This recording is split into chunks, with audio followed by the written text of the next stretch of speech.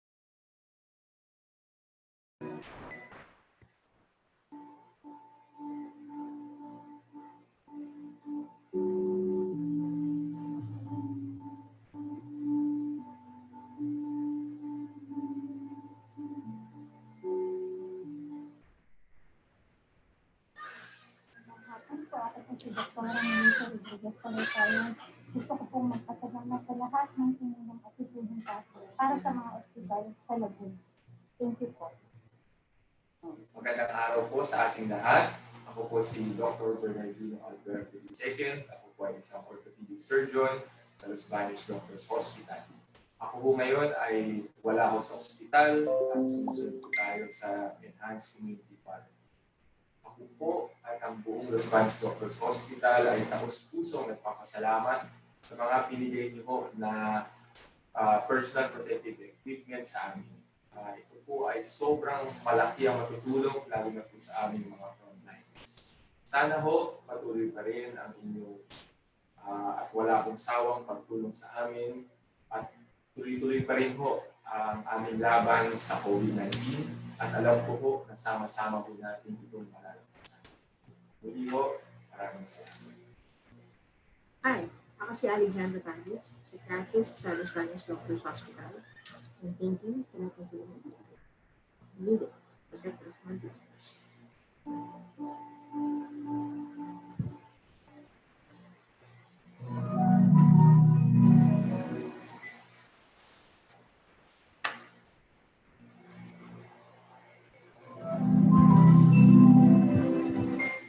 Maraming salamat. Maraming salamat po. Maraming salamat. Maraming salamat. Mula sa Pagkalinga community at mga frontliners. Maraming salamat po sa inyong tulong, hinahagi, patuloy na ibabahagi. Simula April 12, nakakalap na tayo ng mahigit 100,000 pesos Nakatulong sa limang ospital sa rural po sa Pagkalinga ng PHILARM. Sa inyong mga donasyon upang mas marami tayong matulungang mga frontliners. Hindi po, sama-sama tayong bumangon sa mga sa ating komunidad. During extraordinary and uncertain times, Let us all step up to help each other. let us all step up and help each other. Let's all step up and help each other. Let's all step up and help each other. Here's to our commitment to community. Here's to our commitment to communities. Here is our commitment to community.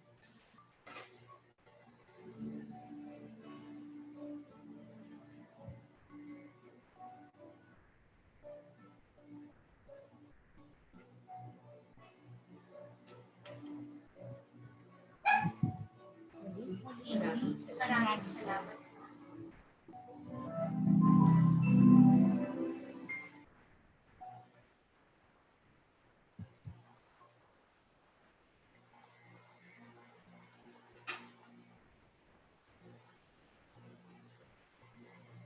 Magandang hapon po ulit sa ating lahat. So, napanood niyo po ang video na ng aming paghingi ng tulong noon para sa ating mga frontliners at ang aming pasasalamat sa lahat ng tumulong sa passion project na ito. So, ang Pagkalinga po, meaning the care, is a movement initiated by CPAF graduate students taking PhD in community development, extension education, and development studies. We were later joined by several graduate students who share a common drive and passion to reach out to communities in need. From April 12 to 30 of this year, we facilitated Project Pag-abot. It is a passion project of ours, which was a donation drive to keep healthcare professionals safe from COVID-19 by giving them personal protective equipment. Through this project, we have raised more than 300,000 pesos, which reached 15 hospitals, 3 rural health units, 3 LGUs, and an orphanage all throughout Laguna. And now, our commitment to communities in need continues. Through this webinar series we call Project Pagbangon, we hope to help our countrymen devastated by Typhoon Ulysses, and we thank you for being a part of it. Your registration fees are for a good cause, and we are happy that you will be able to learn a lot today from our resource person who generously devoted her time and expertise with us. Thank you, Ms. Dancel. And may you continue to support future endeavors of Pagkalinga as we try to reach and serve more communities in need. And we hope you have been encouraged to do the same. Mas marami hong tutulong, mas marami tayong matutulungan. Kaya muli, tulong-tulong tayo sa pagbagon. Magandang hapon po at maraming salamat. Thank you, Ms. Medina, for that very encouraging opening remarks. Indeed, we can do anything if we all work together hand in hand. And without further ado, I would like to formally introduce our resource speaker for this afternoon. Our guest speaker is currently the officer in charge for the Research Institute for Tropical Medicine, Molecular Biology Laboratory, or RITM-MBL. She joined RITM-MBL in 2009 as a junior molecular biologist after completing her coursework for MS Public Health, Medical Microbiology in the University of the Philippines, Manila. She became RITM-MBL's laboratory manager in 2016, focusing primarily on the laboratory's quality management system for molecular diagnostic testing for MERS coronavirus, Zaire Ebola virus, and HIV drug resistance genotyping. She is also involved in spearheading efforts towards establishing the Quality Assurance Program for the Department of Health sub-national laboratories for emerging and re-emerging infectious diseases. At present, her team serves as a laboratory responders to the COVID-19 pandemic through molecular diagnostic testing, SARS-CoV-2 whole genome sequencing, nucleic acid test kit evaluation, and SARS-CoV-2 research. Her team is also in charge of developing and implementing the COVID-19 Laboratory Network Quality Assurance Program. Without further ado, let us all welcome Ms. Lanna Mendoza-Dancel. Good afternoon, and thank you for that very kind introduction, and a big thank you to the organizers for inviting me, and of course for choosing a photo that is actually 10 years younger than what I am right now. So pasensya na po sa nag-expect ng mas batang Lanna Dancel. Okay, so for this afternoon, I'm very excited to share with you the public health lab function of RITN and RITN.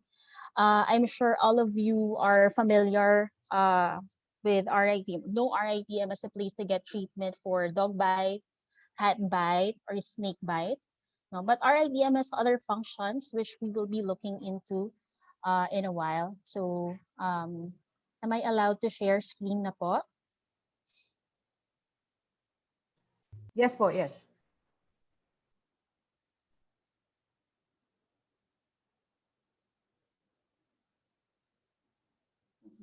So my talk is about the laboratory response to the COVID-19 pandemic, particularly focusing on the molecular diagnostics, genetic characterization, research, and surveillance from the point of view, of course, of the RITM Molecular Biology Laboratory. So this is our discussion outline. So we will be starting out with the role of public health laboratories in pandemic response. And then we will be zooming into a bit of a technical discussion on the real-time PCR detection and sequence characterization of SARS-CoV-2, the RITM-MBL experience. And then the next will be setting up the COVID-19 Laboratory Network Quality Assurance Program.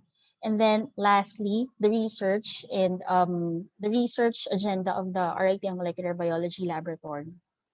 Okay, so let's start off with what are public health laboratories? So public health labs focus on disease and health status of the population. So they perform diagnostic testing, reference testing, disease surveillance, and they also provide emergency response support, perform applied research, and provide training for laboratory personnel.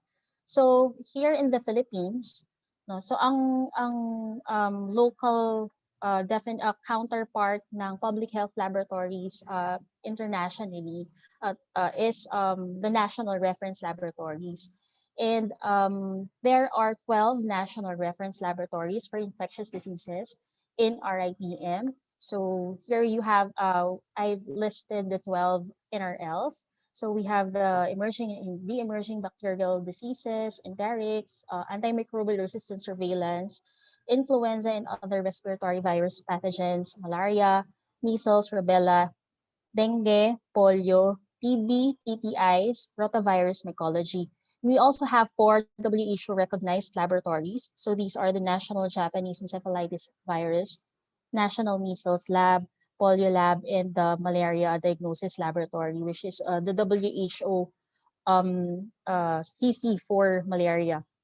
Okay, so as you will note, parang halos covered na po ang lahat ng infectious diseases dito sa NRLs and the WHO recognized laboratories. However, for the molecular biology laboratory, we serve as the primary responder to infectious disease outbreaks of unknown etiology.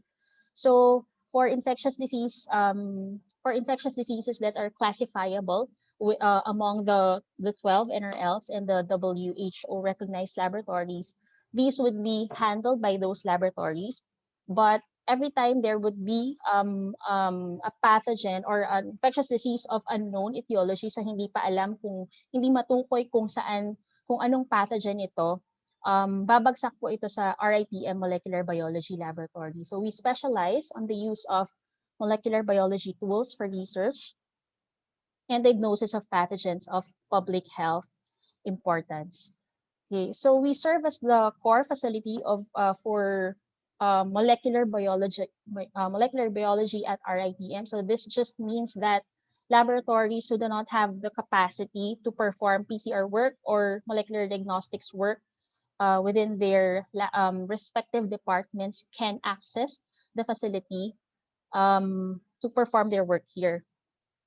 And as such, we are the as I mentioned, we are responders to diseases of usually emerging and re-emerging in nature. So sa amin po napupunta yung before RITM MBL was the responder for pandemic H1N1 influenza virus. Then more recently we have the MERS coronavirus, Zaire Ebola virus, though wala namang laboratory confirmed case dito sa Philippines. And then we also handle emergent strains of influenza viruses as part of the Philippine National Influenza Center. More recently, ito po, we are the first COVID-19 testing laboratory in the country. And these are handled by 3 sections within the department. Okay. MBL is also involved in provision of technical assistance in the setting up of the Department of Health subnational laboratories. So before back in 2009, in pandemic H1N1 influenza days, the lesson learned there was testing has to be really decentralized from RITM kasi hindi natin kayang mag-national scale at that time. So we had to set up on the side while the pandemic was also ongoing. We had to set up 5 subnational laboratories. So these are strategically located in Luzon, Visayas, and Mindanao. We have Baguio General Hospital, Lung Center, San Lazaro, Vicente Soto Memorial Medical Center in Cebu, and then you have in Davao, Southern Philippines Medical Center. So these are intended to become PCR laboratories similar in nature to RITM. So the goal is to capacitate them such that they would become the mini RITM within their particular regions or respective areas. So, however, that plan was met with a lot of challenges because there wasn't really that much support from the hospitals wherein they were located. So, for example, since there wasn't a DOH sub-allotment, regular DOH sub-allotment, it was really hard to set up their equipment, to ensure that the facilities were well compartmentalized, and also to for the staff to be able to perform work. So the staff that were deployed in these subnational laboratories were actually employed in different sections of the hospital. So there wasn't they weren't dedicated for the subnational laboratory. So a lot of challenges were encountered in actually not just setting up but also maintaining these subnational laboratories. One other function of MBL was to provide quality assurance. So we didn't give up. No? Kahit maraming challenges, the goal is to try to assist them to still be able to perform testing because this they were set up for in the context of preparedness for the next pandemic because we were very sure that after 2009 there would be another respiratory pandemic, no, but we were actually preparing for an influenza pandemic. That was why the surveillance that was set up by the Department of Health was really geared towards detection of influenza viruses. So that was what we were training them for, to handle respiratory specimens and detect influenza because we were convinced that it would be an avian influenza that would become the next pandemic. Okay. So in December 30, 2019, it feels like 1 decade ago po, no, para sa amin. Um, um, China, the province of CDC China, declared that they have an outbreak of a pneumonia outbreak, but they weren't sure. They couldn't really pinpoint kung ano po yung etiologic pathogen. So the samples that were submitted to CDC were 3 bronchoalveolar lavage samples. This means kapag BAL, these are really severe patients. No? So, ibig sabihin, intubated na itong mga ito. So, eventually, yeah, and then the cases were clustering in a particular area within China, this Huanan Wholesale Seafood Market in Wuhan, province of Hubei, China. Then eventually, through molecular diagnostics, they were able to identify or were able to sequence the whole genome of the virus and identified the causative agent as a beta coronavirus. Hence, ang name ng sakit is COVID-19, coronavirus disease, 2019. Okay? And then eventually, they realized also through sequencing that it is very closely similar or phylogenetically related to the existing SARS coronavirus strain. So that was why it became SARS coronavirus 2, severe acute respiratory syndrome coronavirus 2. So how do public health labs respond to outbreaks such as the COVID-19? No? So actually, hindi lang siya outbreak, naging pandemic proportions siya, spanning the whole world, essentially. Yung pandemic H1N1 kasi hindi naman siya umabot ng worldwide. However, itong approaching worldwide na po itong si COVID-19.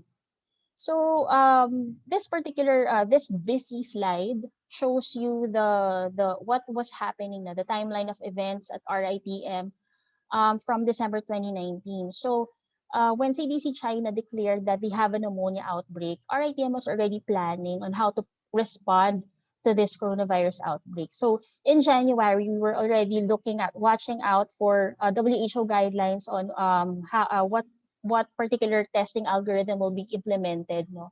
So, however, there was a major delay in the part of China to publish the sequences of we were sure, being China, all of their national influenza, all of their laboratories would have sequencing based platforms for detection.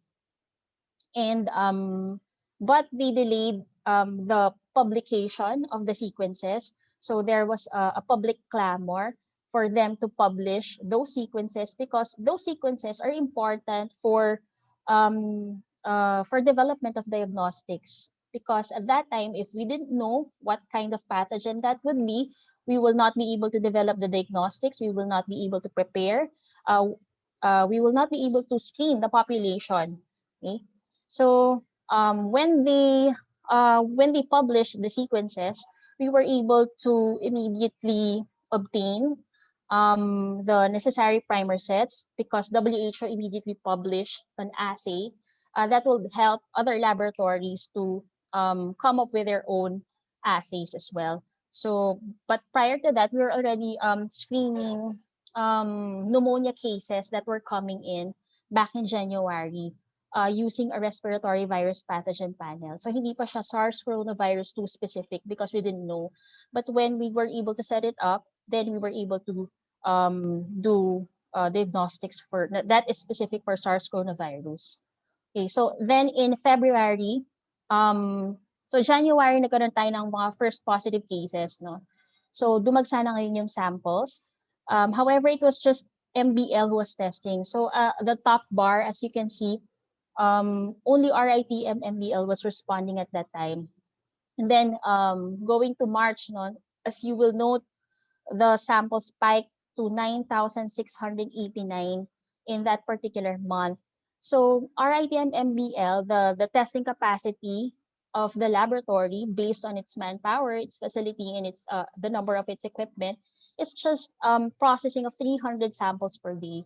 But at this time, thousands of samples were already coming in on a day-to-day basis. So we had to immediately perform 24/7 hours duty to be able to cope with the number or the volume of samples that were coming in. Okay, and then in March, this was also the time that WHO declared that it was already a COVID-19 pandemic. Okay, and then so RITM responded by setting up another testing laboratory since we were already overwhelmed. The staff were no longer able to get to their homes. They were doing up to 48 hours duty just to be able to finish the tasks. So there was another laboratory that was set up. It was RITM Virology Department, okay, who was, of course, handling respiratory viruses. So they were very familiar with all the procedures that has to be performed. Okay? And then another testing laboratory within RITM was also established in May.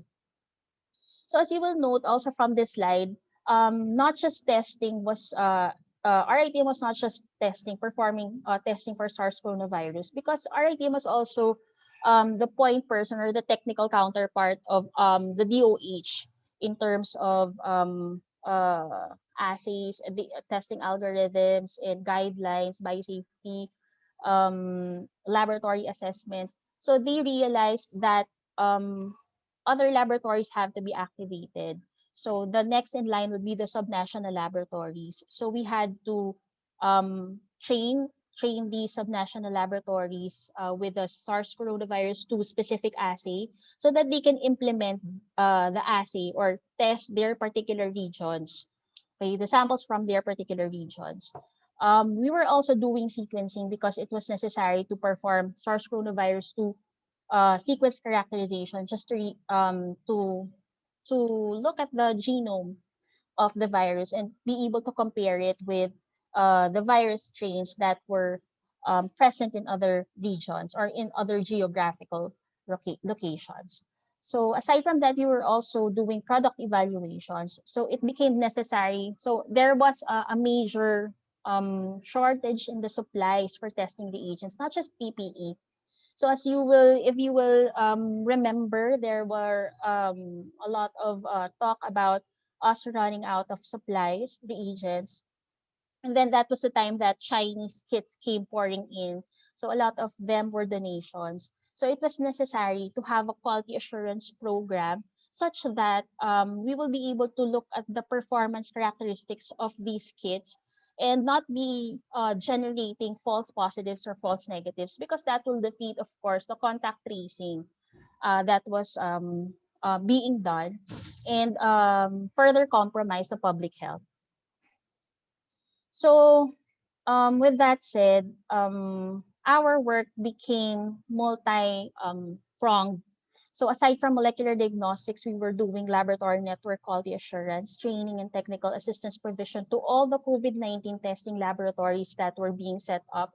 When we say QA at this particular time, what we were doing was we were generating proficiency testing panels. So before a COVID-19 testing laboratory can become accredited by the DOH, they have to pass the RITM Molecular Biology Laboratory Proficiency Testing Program for SARS coronavirus 2 detection by real-time PCR. And then we were, like I said, we were also tasked by the Food and Drug Administration to do product evaluations for SARS coronavirus 2 PCR kits and nucleic acid extraction kits. Since these were the brands that were coming in were not the brands that we used to buy. So these were a lot of foreign brands, which has actually, to tell you the truth, we have no track record. We're not sure how they would perform against or with our existing equipment and other reagents. So compatibility is essential to be able to really reproduce the declared sensitivity of the assay. Okay, so we were also producing controls, no, for our own purposes, and of course, doing sequencing-based research on the side and bioinformatics.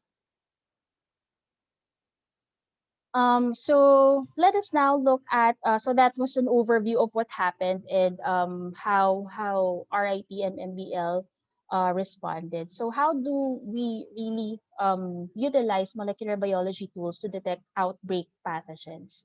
So these are the tools that we use at RITM MBL. So of course, we know that there are a lot of other tools out in the market, more sophisticated and more expensive tools. However, the focus of RITM, the core facility, is to invest in equipment or testing machines that are broadly needed across all the departments since it's a shared facility, shared equipment. So we have real-time PCR machines, conventional endpoint PCR machines, and of course, we have an ABI 3500 capillary sequencer, an Illumina MySeq, which is a next generation sequencer, and an Oxford Nanopore, which is a third generation sequencer. So lahat po ng yan, lumabas po yan at ginamit po yan ngayong pandemic. Super pagod na din po sila. So for real-time PCR detection of SARS coronavirus, just a brief overview for those who are not familiar. So of course, we start with obtaining a clinical specimen. Okay? So this is a respiratory virus. Hence, it follows that the specimen material should be a respiratory specimen. The most common type would be nasopharyngeal and oropharyngeal swab. So I'm sure a lot of you have already experienced being poked at the nose or the nasal region, no? So it's quite an experience kasi minsan hanggang ang ano nila ang expression nila is hanggang brain daw ang pagtusok. Okay, so if the SARS coronavirus is present in the clinical specimen material and you subject it to nucleic acid extraction, so the goal for this is to extract the nucleic acid from the clinical specimen material. And if the virus is present and the target region is also present, which is specific for the SARS coronavirus 2, and you subject it to PCR, the target region will be amplified to detectable levels, and you will be able to visualize this through your real-time PCR assay and your equipment. Okay, so the third box at the bottom is a representation of the result of a real-time PCR assay. On the left, you have a positive result, and this is represented by a sigmoidal amplification curve. And on the right side, medyo simplistic po itong visualization, but a flat line would denote that a sample is negative for the target pathogen. Okay, so that is just the testing part. However, when we talk about SARS coronavirus testing, we also look at 3 phases. So the pre-analytical, analytical, and the post-analytical. you look at how the patient is prepared, how the specimen is collected, the timing of collection, how the specimen is transported, how it is received, because there are a lot of sources of error in this area. And then, of course, you go into the analytical part, which is the specimen inactivation. So, ang goal lang dito is that yung clinical specimen mo, pagkakuha sa iyo, ay kailangang ma-lyse yung mga cells and also your virus particles such that it will become inactivated. So in a lot of COVID-19 testing laboratories, the nucleic acid extraction part and the specimen inactivation part would be occurring in the same laboratory space, no? However, at RITM, there are separate teams for this. So we have inactivation laboratories. So before a specimen would arrive at RITM MBL, what would happen is another team would inactivate this specimen. So pagdating po sa amin, inactivated na siya na, kumbaga less na yung risk namin for exposure to infectious material.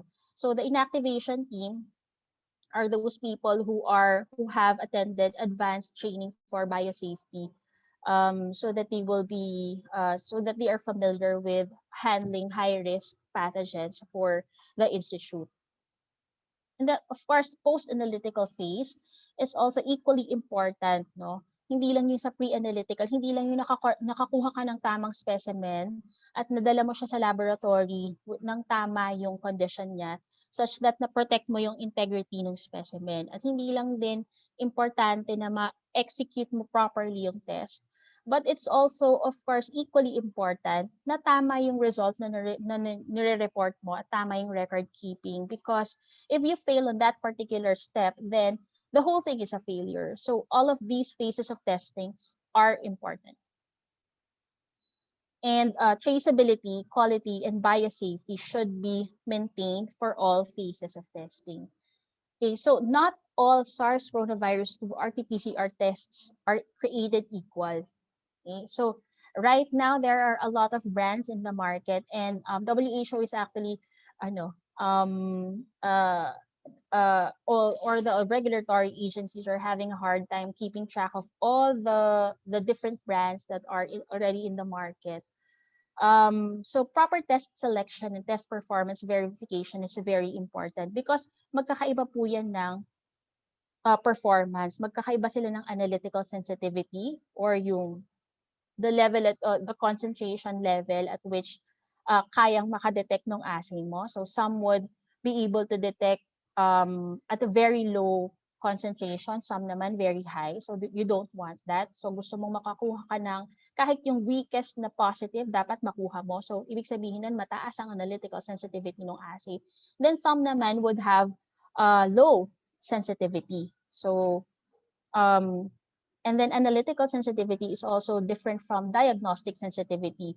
With diagnostic sensitivity, you are talking about kung consistently ba yung assay mo ay nakakatch niya lahat ng positives or not when you are using clinical specimens. So all of these things are very important. So here you have the preliminary considerations in test selection. So first is, what am I going to use this assay for? No? So is it for diagnostics, research, surveillance, screening, confirmatory testing, quantification? Or is it for something else? You also have to consider your target pathogen. Are you looking to resolve at the genus level or at the species level or genotypes? And this is also important. What are my available resources and limitations? So you have to look at the facility capacity. So the equipment or the assay might require an equipment which will take up half of the laboratory space. Can you afford that? Cost and availability of reagents is also important. And the kits, controls, and or the reference samples. Okay. Also, during this COVID-19 pandemic, nagkaroon po tayo ng mga malalaking supply chain issues, no? So, if you choose this particular brand of detection system, will you be able to sustainably source out this particular brand for a long period of time? So, nagkaroon tayo ng several series of adjustments also in that area since the first assay that we have been using no longer became available after 2 months, so we had to shift. No? So, ganun din po yung na-experience na majority of the laboratories right now. So, how will I adopt this in my lab? So, do you have appropriate specimen collection materials or meron ba siyang kakaibang biosafety considerations? Ito pang detection system mo would require you to have more exposure time with the infectious material or less. Quality management system, is it error prone or not? Does it if in case magkaroon ng error, will it be able to tell you that there is an error so that you can correct it?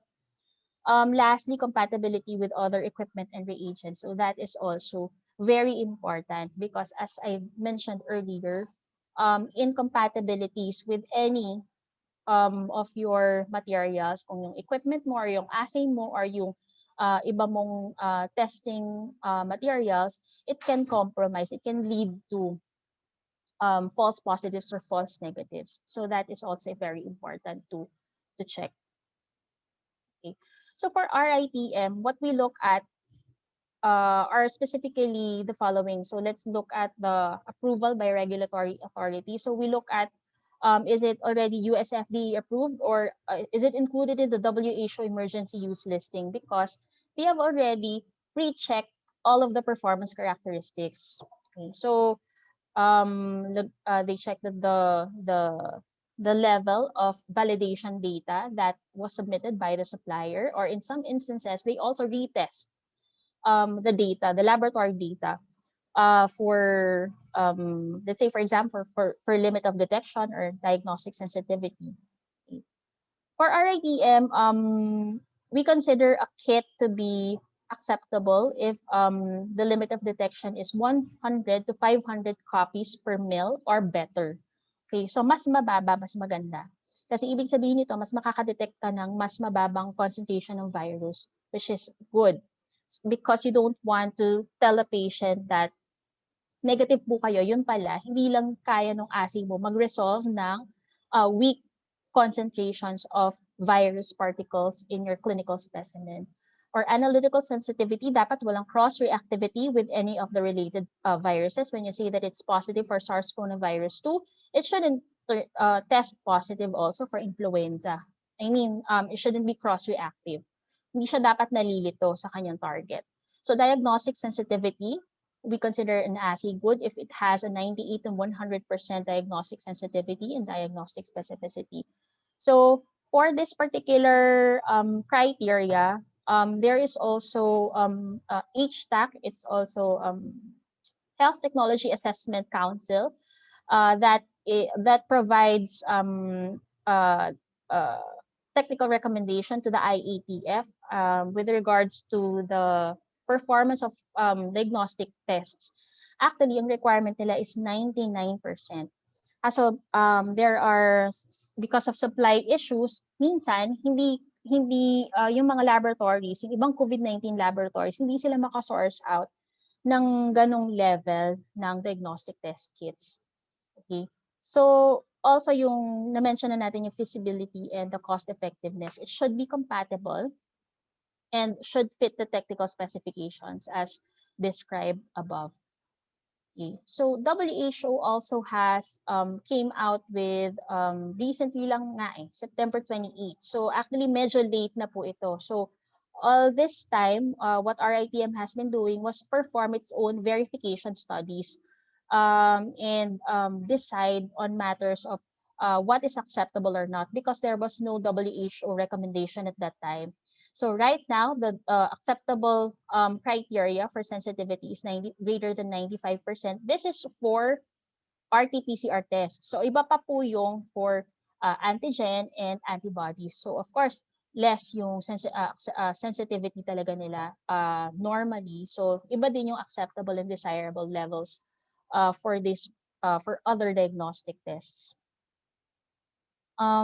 We also look at find and path just to check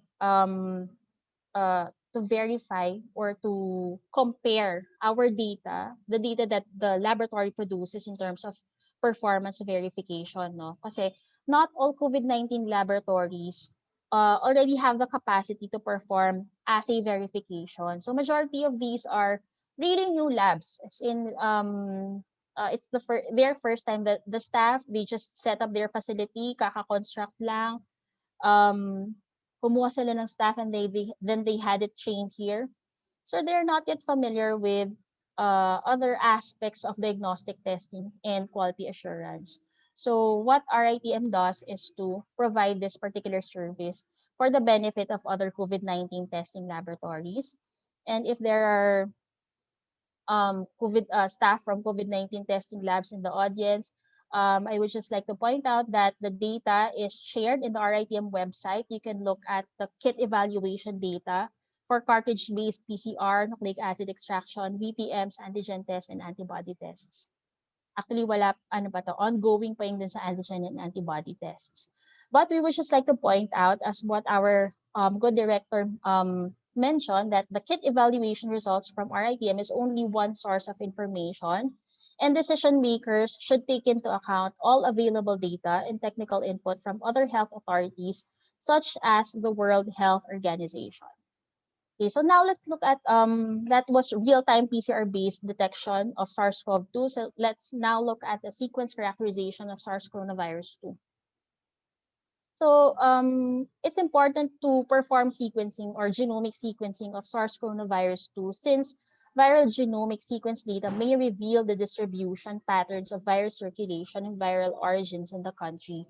So it can actually complement contact tracing, okay, and identify cases that belong to the same transmission. So pwede kang magkaroon ng transmission. You can look at the transmission pattern based on the similarities or the phylogenetic relatedness of the sequences that you produce. So you can look at clustering and trace the sources of infection. Particular characteristics in the sequences may also provide essential information for the development of diagnostic tests. So it's very important that when researchers sequence SARS coronavirus 2, they have to upload it into public databases so that other researchers who are looking at, let's say, vaccine development or improving diagnostics, no, so they can all access that those sequences and be able to utilize it for the improvement of whatever it is that they are working on. And this will eventually aid in overall in the pandemic response. So for RITM-MBL, the general process flow for SARS-CoV-2 sequencing is as follows. So first, we of course have to look at do screening for SARS coronavirus 2 using real-time PCR detection methods. So kapag nag-positive na siya, so we pull out the clinical specimen material, and then we do sequencing library preparation, and then we of course, depending on the platform that we want to use, also depending on the objective of the sequencing that we are going to perform, or sometimes or more commonly, depending on the availability of the reagents, whether available ba yung pang NGS mo or pang nanopore, Oxford nanopore mo. And then of course, we do bioinformatics analysis to make sense of the sequence data that is generated. And then you do and then you look at the phylogenetic analysis, and then you check if they would fall into particular lineages. And of course, more importantly, we're also looking at if there are variants or mutations that are significant that the world is watching out for. Like for example, yung recent na D614G, which was considered to be nakakapag-produce siya ng more virus particles. It confers parang mas bumibilis yung pag-produce or mas mabilis makapagpalabas ng virus particles kapag meron ng ganong klaseng mutation. So what RITM-MBL did at the onset was to identify yung first positive cases. So this was in aid of outbreak investigation. So the boxes here represents one sample, and the airplane figure represents that that particular sample came from a case with foreign travel. Okay, so for the first case, its sequence fell within the lineage A. Okay, and then the second and third cases, so these were Chinese nationals, if I remember correctly. The second and third case were, I'm not sure if they were related, but it fell into a different lineage. So lineage B. Okay, those occurred in the January na positive cases. So now let's look at the March cases. So si 4, 5, 6, 7, and 15, pareho silang under lineage B.6. And then si case 12 ay iba naman siya. Siya ay si lineage A din, katulad ni lineage 1. Ay nawala yung number for the June na ano. But these would fall in B.1 and B.1.1. So what does that all mean? No? So since na-identify kung anong lineage siya, so we looked at which lineages originated from where.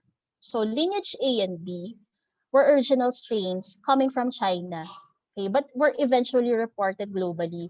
So, of course, it was established that talagang galing naman po doon sa China talaga yung SARS coronavirus. So, this was expected. Ang ano lang dito is that, ibig sabihin, nakakuha talaga tayo from the from the ground zero at that time. Okay, so most probably from Hubei din tong mga to. So B.6 naman is associated with outbreaks in India, Singapore, Southeast Asia, North America, Europe, Israel, and Gambia, and Timor-Leste. If you will remember, B.6, yung pink, those boxes are from the March positive cases. So ang bilis niya talaga mag-spread from January, February to March. Talagang ano na siya, well-distributed na. Of course, because of the ease of transportation, yung air travel. So, hindi naman na isolated ang mga countries within globe. Hindi na sila isolated. And very, dito, yung ease of transportation is very okay. So, kaya ganyan kabilis din yung pag-transmit. And then, si B.1 is associated with outbreaks in Italy and other parts of Europe. And B.1.1 is considered to be the European lineage.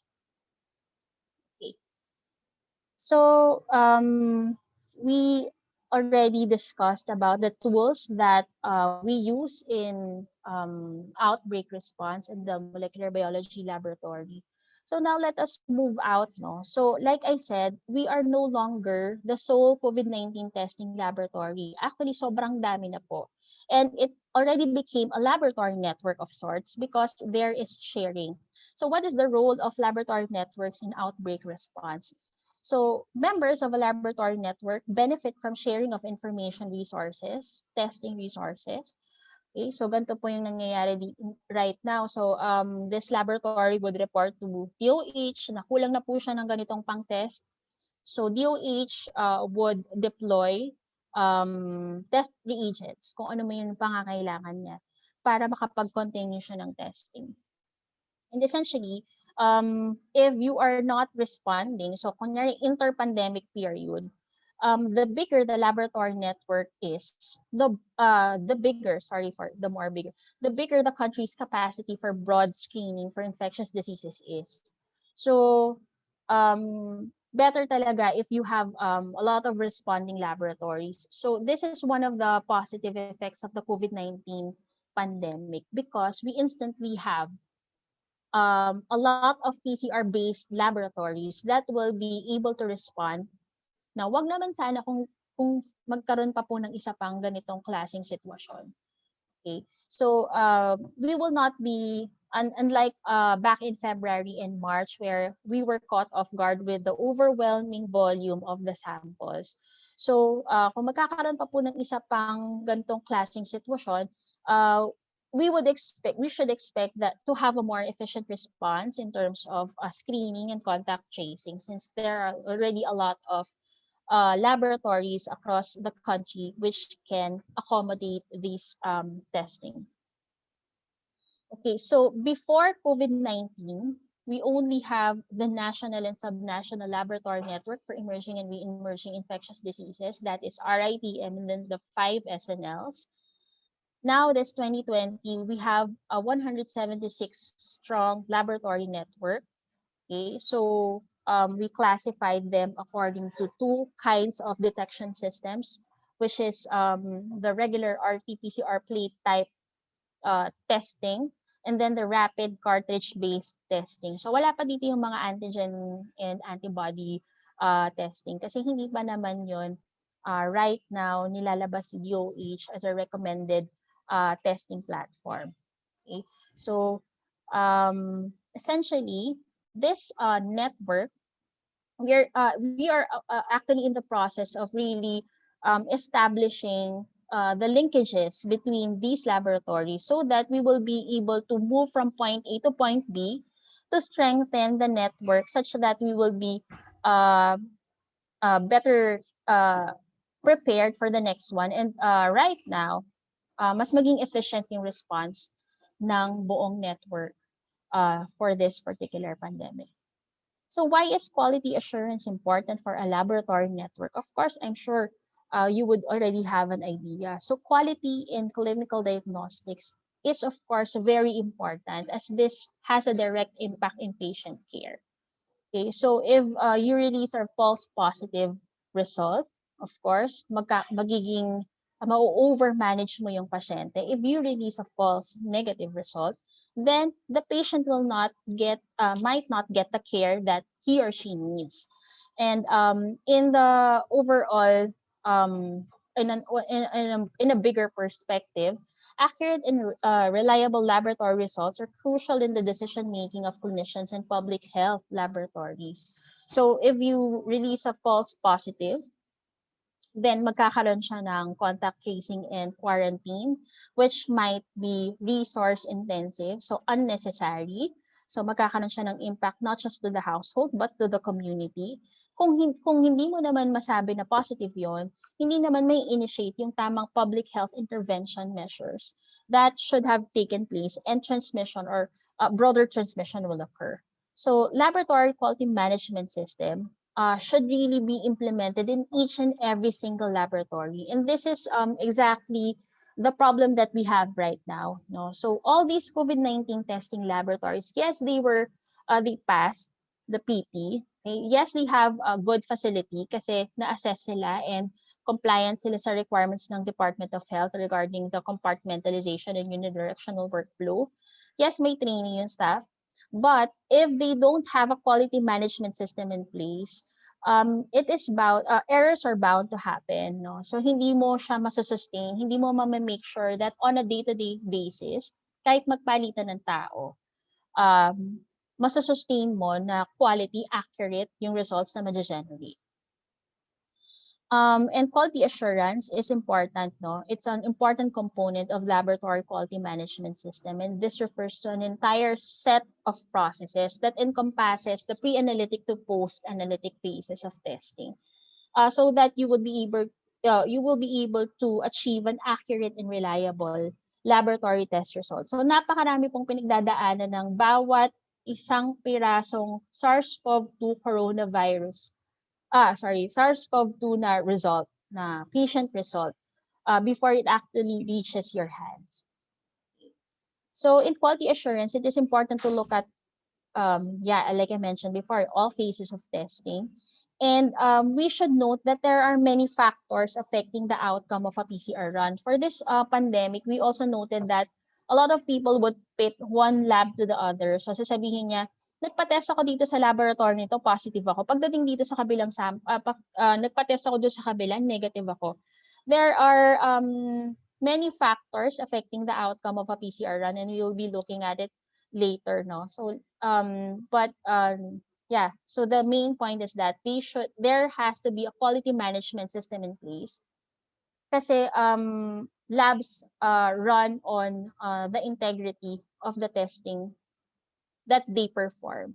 If the integrity of the laboratory is compromised, then all the results that it generates is already compromised. Okay. Once there is once a contamination occurs, this could really damage the integrity of the laboratory. So, important na in place ang quality management system. So like I said, maraming factors affecting the outcome of a PCR run. So hindi mo pwedeng sabihin na itong laboratory na to mali at ito ay tama agad-agad. So let us first look at the factors affecting respiratory specimen. The first one is appropriate specimen type ba yung kinolect. Baka dun sa kabilang laboratory, you are already comparing the result, the post-analytic phase, no, na yung output. Pero what if there was a variation between the specimen type that was collected? Okay. So what if in this laboratory it was just an NPS, and the other laboratory it was an NPS and an OPS combined? So you would see that you might have the chance of a greater chance of having a better concentration or viral load in that particular set of samples. Timing of collection is also important. A particular person could yield a negative result simply because mali pala siya ng timing of collection. Nagpa-collect siya too early. If the exposure is near day 1, nagpa-collect siya on day 3, it's possible that the virus is it's not yet detectable at that particular time. So a negative test result doesn't really matter at this particular instance. Correct ba yung procedure ng specimen collection? Baka ang nangyari is nagkaroon ng gross contamination such that the person who is performing the collection might have accidentally touched the sample that is positive and na-contaminate yung isa pang sample. Pwede rin ganon. Sufficient specimen volume or quantity, baka naman mamaya kulang or natuyuan. That is why negative na yung resulta. Appropriate ba or sterile yung container na pinaglagyan? It's also it's important that this particular aspect is looked at because there are a lot of PCR inhibitors that might lead to a negative test result.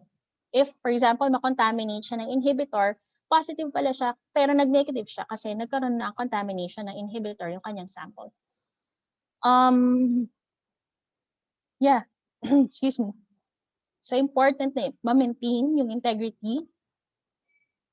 Excuse me. And quality ng specimen during transport. Excuse me lang po.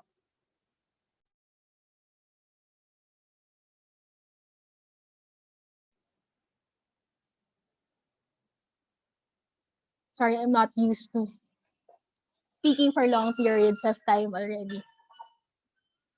Okay. Yeah.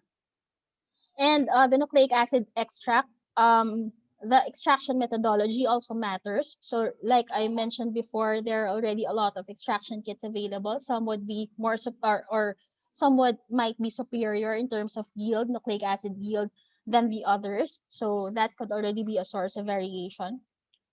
Or it's also possible that if a laboratory is not monitoring the expiration date of its reagents, then the extraction kit that might have been used might already be expired. So baka mamaya hindi niya na-catch or naka-extract kasi expired na siya. And correct execution of extraction procedure. Kung walang internal controls in place, pwedeng magkaroon ng sample switching, cross-contamination, and mislabeling. Quality and purity of the RNA extract should also match the PCR methodology to be used. Baka mamaya, yung extraction methodology mo hindi compatible dun sa PCR assay na sinelect mo. That is why yung let's say, itong laboratory na to, kahit for example, in that particular region, alam natin na masyadong mataas yung cases. However, itong laboratory na to, hindi siya mababa yung cases na nadedetect niya. Pwedeng compatibility issue. Nuclease-free, PCR inhibitor-free, PCR product-free materials should be used. RNA should be stored in appropriate conditions. And yung storage nung nucleic acid extract mo should be proper such that it should avoid degradation. Kasi baka mamaya kailangan mo mag-retest ng sample mo and then na-degrade na pala yung extract mo. Kaya mag-negative na siya. Similarly, yung PCR reagents mo, ganun din yung concerns. Dapat tama yung pag-perform.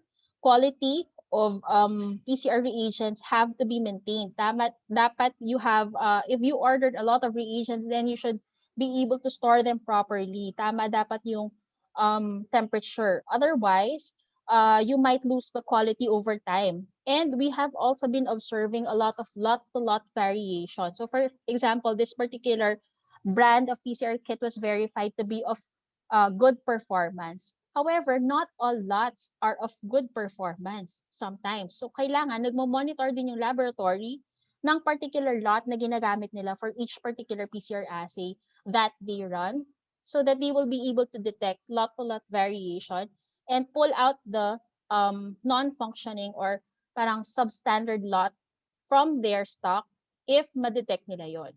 So, itong lahat ng ito, these are just examples no, of why quality assurance is important to be in place in all COVID-19 testing laboratories. Okay? So, ganun din tong dito sa PCR part, dapat tama yung pag-analyze. Okay? Kasi baka mamaya, doon tayo magka-problema. Baka mamaya ibang protocol pala yung ginagamit kaya hindi siya nade-detect as positive. Or incompatible yung PCR assay with the equipment such that wala yung detection channel na kailangan para ma-call niya na positive yung isang sample. Okay.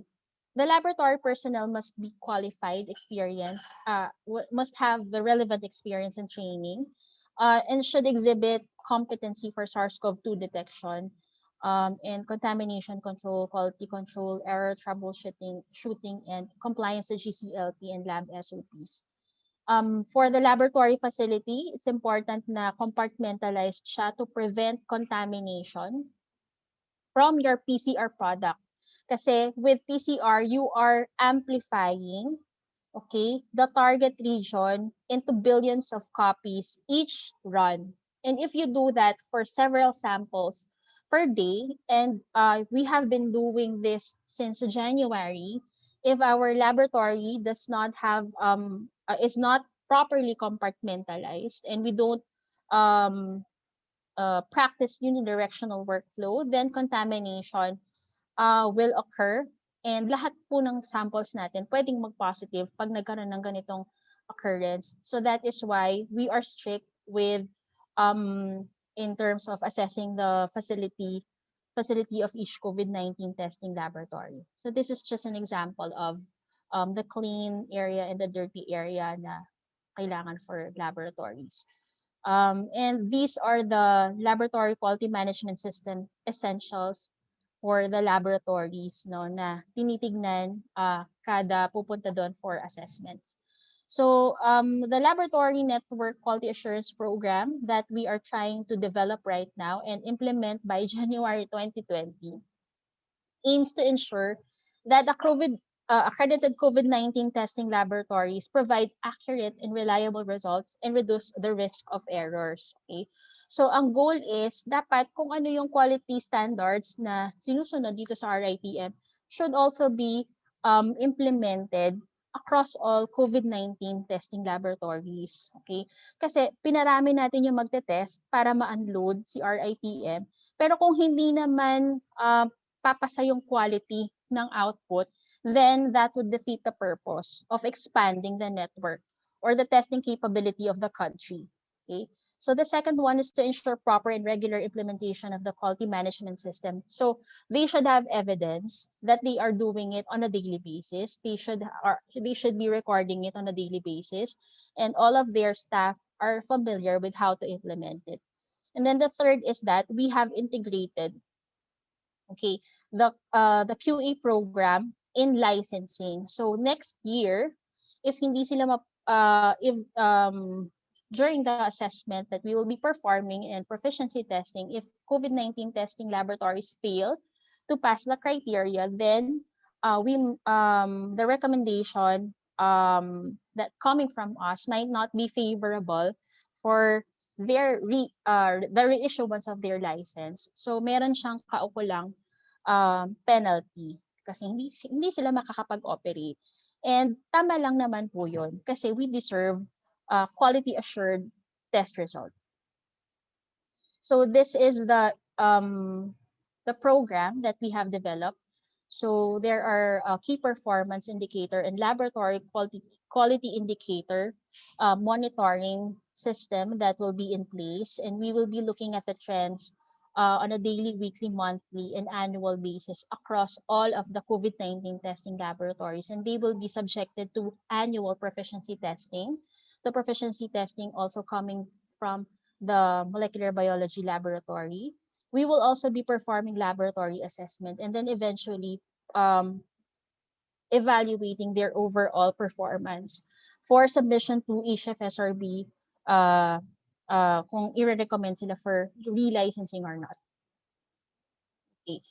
So I've already given you a broad overview of what we do. So of course, um, yung lahat po ng samples na nakukuha from SARS coronavirus 2 na testing and also from other surveillance, those are the kinds of research that are generated or are that we are engaged in because ito po yung nature ng work namin. So we will engage in research that is relevant to what we are doing right now. So let us look at the type of research that public health labs like us engage in. So this is the RITM-MBL research agenda. I'm sorry I will not be able to provide you with the actual titles because I am not allowed to divulge pa yung mga actual titles. So I will just be giving you the agenda. So we are involved in genomic characteristics broadly, no? So across all the infectious disease and NRLs, genomic characterization, molecular epidemiology, kasi we handle a lot of surveillance samples. So we will be able to look at the prevalence of a particular disease for a particular set of population, no? And related to a broader and make epidemiological inferences based on this.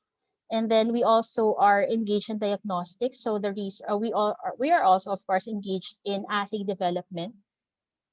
Okay, and yeah, I remember RITM may mga criticisms relevant to why RITM is not developing diagnostics. RITM develops diagnostics. However, we are not a factory. We cannot mass produce for the entire country. So we don't have that kind of capability. We develop assays. However, they are confined, of course, for the purposes of the Research Institute for Tropical Medicine.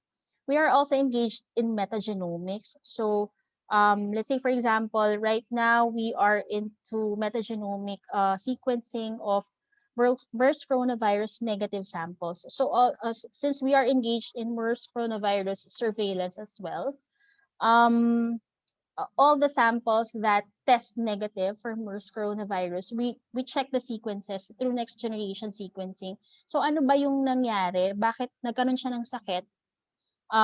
Linked siya to MERS coronavirus case, pero hindi yun yung lumitaw. So ano yung nandoon na pathogen within that particular sample? So we want to look at that those kinds of areas. And of course, host pathogen interaction. Let's say, for example, what kind of cytokines or are produced when a particular set of population is exposed to such an infectious disease. And for COVID-19 related, right now, general lang din po. So we are involved in prevalence studies, transmission pattern studies, validation of other specimen types. So lately, meron tayong mga nakikitang research studies that are saying that COVID-19 has a neurological component. So yun yung clue, no? Kung ano yung mga binavalidate namin na other specimen types. And of course, genomic surveillance. So since we are handling or parang technical assistance and quality assurance provider for the whole network, we are also promoting genomic surveillance And of course, we will be also translating this into a research. So that is my last slide. So I hope I was able to provide a sufficient overview for the public health component of RITM and how we respond to this pandemic from the perspective of the molecular biology laboratory. Thank you so much. Thank you very much, Ms. Dancel. Now, you have given us a very informative discussion, giving us a broader view of what RITM is doing and steering in us the greater appreciation of um, public health experts like you are doing, especially in this time of the pandemic. At this point, let us now have the open forum. The first question is, what are the differences in RT-PCR, rapid antigen testing, and rapid antibody test? If I get swabbed for the virus, which is the most reliable and affordable? Yes po. So those are two different matters po, no? So in terms of reliability, we will be looking at sensitivity. So right now, if the purpose of the test is to detect if there is an active infection, then the WHO and the DOH recommendation is to utilize an RT-PCR based assay. Okay. For rapid antigen testing, we see from the WHO document that I showed you earlier. No, so I wasn't able to show you the table wherein the antigen testing was shown, but there is a general lower sensitivity for antigen testing, around 70 or 80% lang yung accuracy niya. So, however, I'm also aware that if ang titignan nyo naman is the cost, mas mababa po ang cost. Around 1,500 to 2,000 pesos yata yung ino-offer ng ibang mga laboratories for antigen testing. So, ang tanong is, what will you sacrifice? Yung accuracy or yung cost? So, so if you're gonna get tested and you're gonna shell out money, okay, it would be best to, of course, opt, if you can, and if it's available within the area, or an RT-PCR based test, since they have higher sensitivity. Ibig sabihin, madedetect po niya kung positive kayo talaga or not. Whereas yung ibang assay, like yung antigen testing, less po yung accuracy. So hindi tayo sure kung weak yung concentration ng virus sa inyong sample, kung kakayanin niyang madetect po yun. So a negative test result may not necessarily indicate that you are negative if you choose an assay or a test that has a lower accuracy. Okay, thank you, ma'am. Our next question is from Ma'am Bernadette Mendoza. She's my former Micro 1 professor. Her question is, what are some of the recent vital information revealed by the sequencing work done so far on the local SARS-CoV-2 viral strains collected? Yeah, so what I didn't include in the presentation is actually this is my mother. Hi, mom. What I didn't include in the presentation is the mutations that we saw in the SARS coronavirus 2 sequences that were generated here at RITM. And I think the PGC also corroborated that information. We saw D614G mutation. So when it first came out, the general impression in the scientific community was that, is this going to be a more severe version of the current SARS coronavirus 2 na strain? But it turned out na wala naman siyang, so far, hindi siya associated with a higher or more severe presentation, clinical manifestation.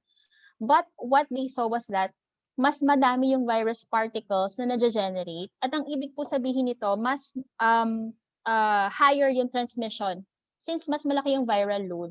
For example, if right now I don't have a mask. For example, may tumalsik na bodily fluid, no? So that would if the SARS-CoV-2 strain that I have contains the D614G mutation, then it would have a higher viral load and more chances of winning para po dun sa magka-come in contact with that clinical specimen. Thank you. So, yun po. Maybe you could have a deeper discussion on that at your home. Yes. Our next Thank you po. question is from Miss Ruby Burgos. Sabi niya, thanks Miss Lay. Kung too early po yung pagkuha ng samples, bakit po yung mga bumabalik sa Pilipinas from foreign countries after makuha ang test result nila, some like after 24 hours, pwede na kaagad silang lumabas from hotel quarantine? Hindi ba too risky na payagan silang lumabas since hindi pa naman pala nade-detect yung virus ng ganon kaaga? Ang ibig po nating sabihin sa timing is timing of collection based on the date of exposure, not on the date of testing. Okay, so these are two different matters po. So, for example, right now we don't know kung sino talaga kung kanino tayo pwedeng ma-expose. Like, say for example, I might be considering that, let's say for example, I have a colleague 1, he tested positive for COVID-19. So I'm thinking that is my exposure. Kunyari, nagchikahan pala kami yesterday. So ang sinasabi ko po dito is, kunyari kung today ako magpapakolect, then baka hindi pa, baka nag-incubate pa lang si virus at hindi pa siya nakakapag-generate ng virus particles. Hindi pa ako nagsha-shed ng virus particles such that kapag nagpa-collect ako ng sample today and it tests negative, baka posibleng after 3 to 5 days, okay, mag-develop pa rin ako ng symptoms and maging positive ako. Okay? I think what you are referring to in your question is that kapag nagpa-test siya and it tests negative, kung kailangan pa rin ba niyang ituloy yung ano niya, yung quarantine niya. Ang general recommendation po is, you of course, kailangan po rin pong ituloy yung inyong quarantine period. Okay? Actually, hindi lang isang test result supposedly po, di ba? Dapat dalawang succession na negative test results. However, ang nakikita kasi natin dito, magkakaiba ng pag-implement ang bawat LGU. Magkakaiba sila ng policy sa pag-quarantine, kung kailan lalabas, sino lang ang ite-test. That is why nagkakaroon ng confusion, and that would also might be an implication of, let's say for example, manpower limitations or supply limitations within that particular area. Ang dami pong factors like I mentioned earlier, ang dami nating challenges for this COVID-19 pandemic. Well noted po. Ang next question po natin is from MC Manuel. Regarding the different lineages detected for SARS-CoV-2, where did the variation lie mostly? Or in which regions of the genome were these variations detected? Did the lineages have noticeable differences in infectivity? So, for the first question po, they were discovered in the spike gene, which codes for the spike protein. Understandably so, because the spike protein is more exposed to pressures in the environmental pressure. So, mas driven siya to change. So, dun po yung nakitang majority of the mutations that were detected. As for the infectivity, further studies have to be conducted to be able to correlate it with infectivity and also kung sakali sa severity. However, basta ang clear lang po right now, as of now, wala pang correlation. Okay, kasi similar mutations have been detected in other countries, and there is no report that severity is affected. As for infectivity, parang merong evidence, pero hindi pa kami nakakapag-conduct ng studies for that po.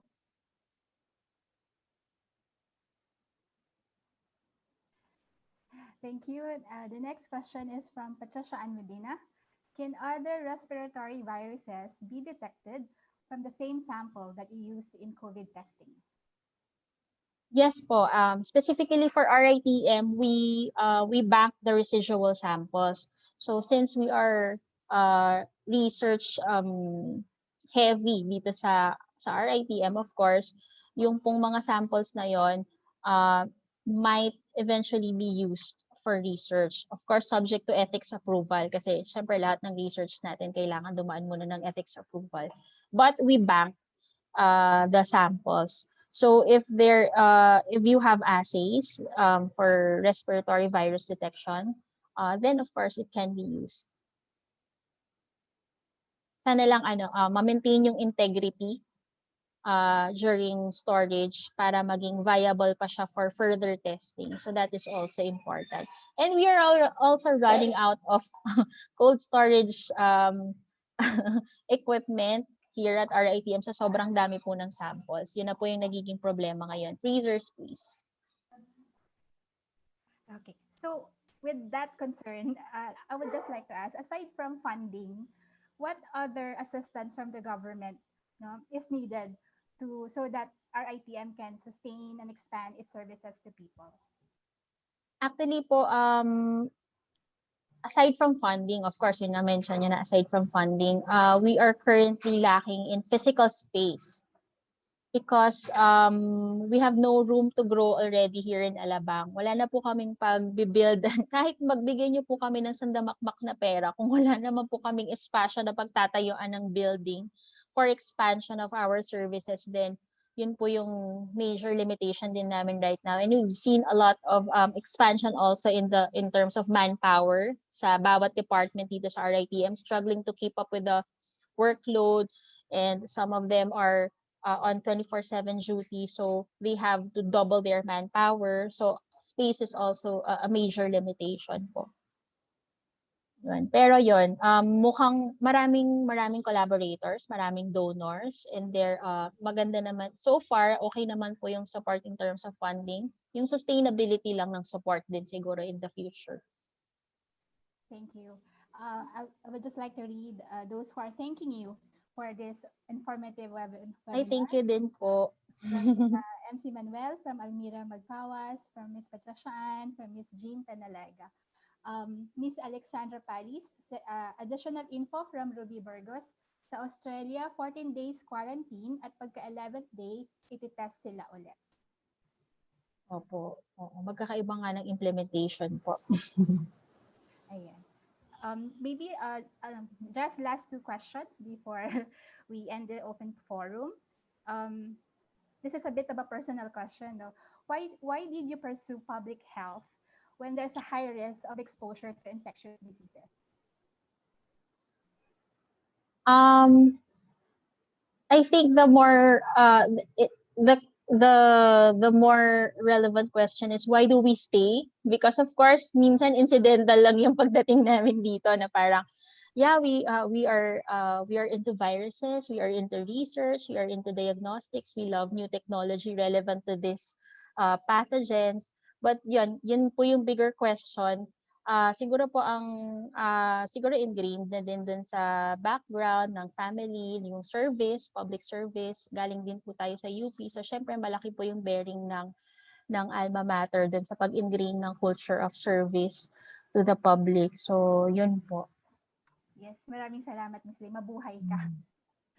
Yes. Ang last question po is, your work is highly technical. No? What are the attempts to laymanize this so that more people can appreciate your work? Actually, we have a communications and engagement office, and that is their one of their mandates, to laymanize the very technical information that come out from the laboratories. Because it's important we recognize the importance na ma-reach doon sa public, especially doon sa senators and congressmen who will be really able to make a difference in terms of policies, hindi lang sa Department of Health, kasi sila naman talaga din yung, as we've seen during this response, talagang sila talaga yung may final say in everything. So if they do not understand, then they will not be able to allocate properly the budget for and prioritize kung sino yung mga units na kailangan suportahan. So yeah, we recognize that particular aspect po, and our communications and engagement offices already working towards laymanizing more of our work po. Thank you, Ms. Dancel. So I believe we have already read and answered all the questions. So at this point, we would like to thank again Ms. Lanna Mendoza-Dancel for today's very interesting webinar. And for that, we would like to give the certificate of appreciation.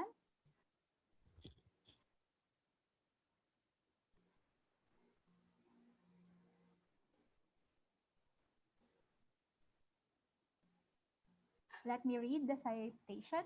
Pagkalinga, in collaboration with the Philippine Association of Research Managers, or PHILARM, presents the Certificate of Appreciation to Ms. Lanna M. Dancel for her invaluable contribution as a resource speaker in Project Pagbangon, a joint webinar series on education, research, and extension, sharing her insights, experiences, and expertise through her presentation titled Responding to COVID-19 Pandemic Through Molecular Diagnostics, Genetic Characterization, Research, and Surveillance, held on the 11th of December 2020. Signed, Patricia Ann T. Medina, LPT, Chairperson, Pagkalinga, and Mary Ann C. Manny, PhD, President of PhilArm. Thank you po. Congratulations. Thank you. It was a pleasure. Thank you po. Thank you for being with us. Thank you, batchmates, for your support. Thank and you family. for instantly saying yes to our request. So we hope we could invite you to our future activities. Opo. Welcome po. Thank you po. We would also like to thank those who joined us for today's webinar. Thank you for your participation. We have a total of 41 logged in participants, and we generated more than 10,000 pesos for this webinar. The proceeds of the second webinar will be given to the communities affected by the Typhoon Ulysses. Before we end, let's first watch what comes next after this webinar.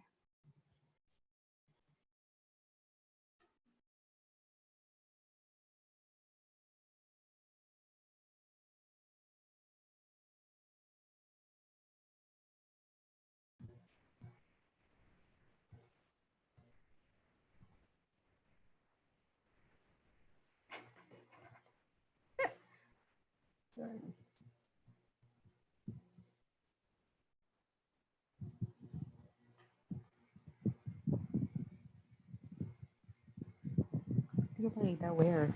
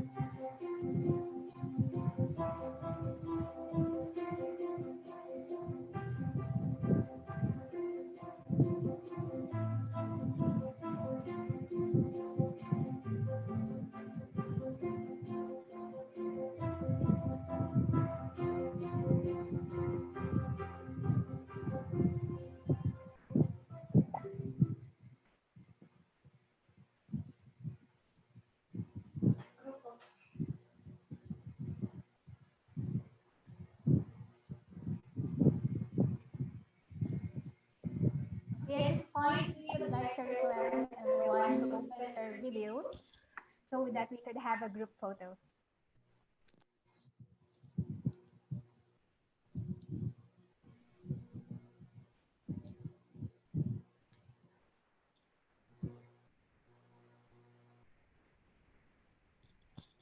All right. Miss Leah?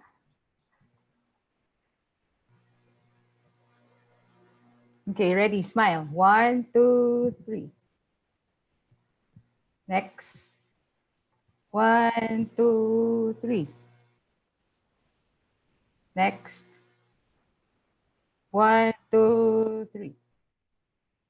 Okay. Thank you everyone for attending and see you in our next webinar series on December 18, 9 to 11:30 a.m. Once again, the evaluation link will be emailed to you. Keep safe and enjoy the rest of the day. Thank you. Thank you.